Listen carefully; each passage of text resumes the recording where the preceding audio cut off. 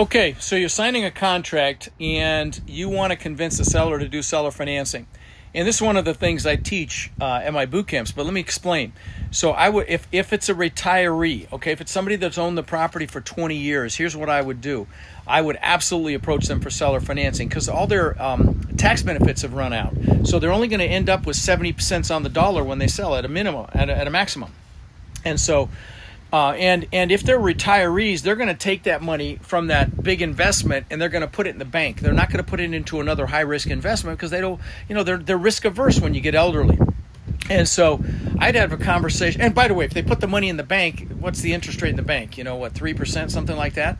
So I'd have a conversation with the seller, something like this. Mr. and Mrs. Smith, I'm going to buy your property for $1 million.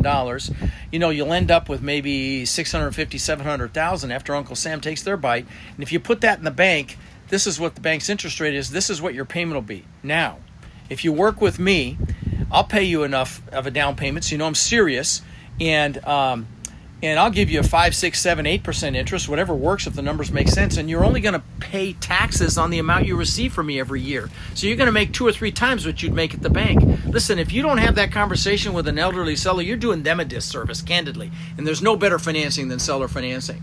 Now, if you want to learn more about this stuff, check out my podcast. I talk about all this stuff on my show. It's the largest in the world for, commercial real estate.